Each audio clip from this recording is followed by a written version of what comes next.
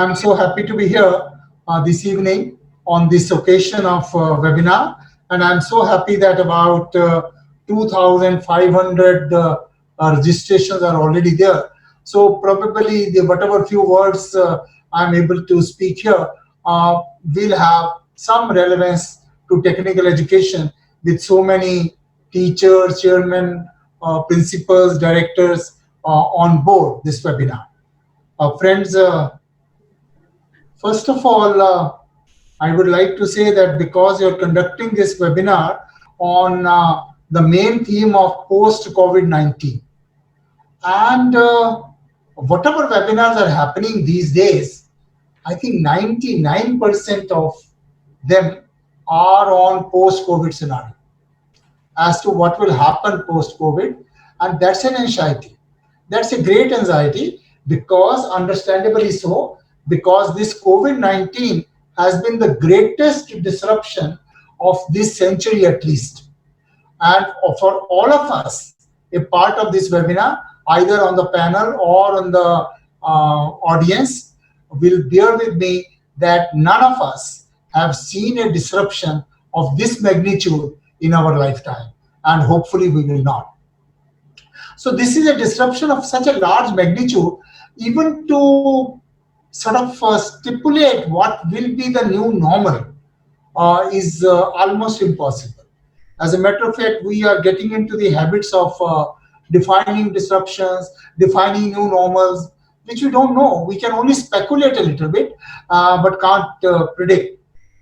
Anyway, having said that, uh, trying to define the new normal, the most interesting piece I have read on this is, say, maybe 2021 may be called year 1 AC, one after Corona, because after Corona will be a new definition of living, will be a new definition of education, will be a new definition of industry, and therefore this will become a very defining timeline in the history of civilization.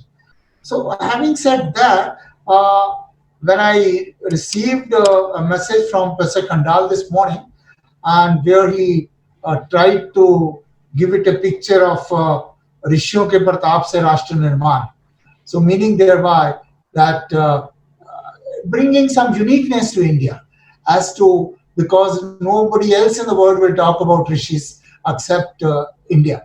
So I was just reminded of a quote which I like so much.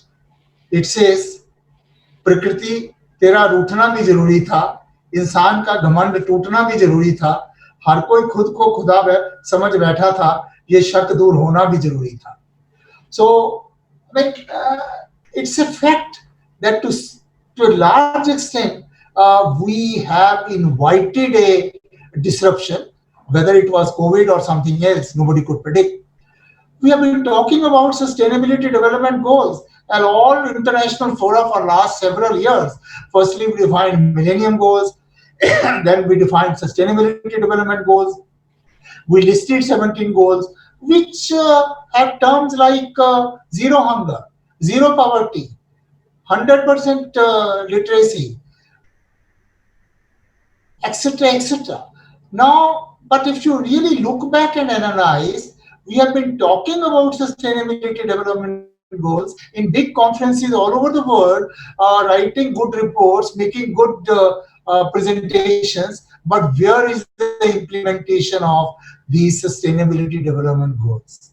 Had it been there, we would not have been in that bad shape to invite Corona, number one, and number two, to handle it if it has come. Say, for example, the situation, if you look at Corona as a health problem, yes, it's a health issue. But if you look at Corona as a total problem, and that is where I bring my discussion today, no real life problem is a single discipline problem. So to talk Corona as a medical problem will be undermining the problem, will be not reaching the solution. We have to understand Corona is a medical problem. Corona is a social problem. Corona is an economic problem. Corona is an labor problem. Corona is a urbanization problem, and so on and so forth. So unless we look at all dimensions of this problem, we really not only miss the solutions, we make a mess of the issue at times. And friends, what I'm trying to convey to the enlightened audience here is that really speaking, every real life problem in life is a multidisciplinary problem. Uh, the single discipline problems only appear in the examination question papers. Give the answer. These kinds of things happen only in examinations. In real life problem, whenever you have to solve problems, it requires knowledge of several dimensions. And I think it's right time, fittest time for us to learn that this will have to be understood. Friends, every calamity, whenever a bird has faced it, very severe floods, very severe drought or war, has been described by a philosophy called the Kubler-Ross model, which gives 5 stages of any calamity. First stage is denial. You feel, well, Corona has come to China, will go away from there. Why have I to bother about it? That's a denial phase. We live in that phase for some time. Then the next phase is anger. You feel, so what is this nonsense? Why am I have to tackle it? That's the anger phase. Third is the bargain phase. You sort of start saying, okay, this will have to happen. Can I add a woman? Can I do this? Can I manage office with 20% staff? That's the kind of bargain phase of handling a calamity with which we have passed through. Fourth is a depression phase, which probably is partly there at the moment, where you feel, where am I now? What is it leading to? That's a depression phase. And finally, it's the acceptance phase to which we are moving in that direction and almost reach there, where you feel, well, I have to live with it. I have to learn to live with this and let me accept this as a fact of life and go ahead. Well, these are the 5 phases which have been described for any natural calamity in philosophy. What I'm trying to tell you here, this session is accept the fact of Corona, but do not blindly accept the fact that engineering education can be a completely online education. Online education has been accepted well in this pandemic period. Our faculties have done really well. I hear from so many vice chancellors and directors that faculties have put in efforts to make the best of the situation. But I am also sorry to learn from some people who feel that online education can be the new normal for education. We can dispense with face-to-face education and go to online education. I personally would like to express a caution here to this great audience, particularly technological education dominated audience here. We have been taught. See, we must understand the two situations. One is we have been pushed to this negative situation. This is a firefighting. I mean, everything is acceptable here. You cannot have classes. Therefore, online is okay. But for you to feel that this is I am very happy with this, students are very happy with this, so let it be the new norm, will be something I would like to differ and caution.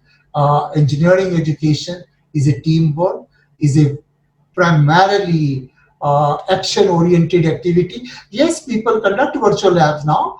I went to a university abroad. They even try to conduct medical education online. So every kind of education possibly can be done online, but we have not prepared ourselves for that. We were taken to this situation overnight, and we are making the best of it.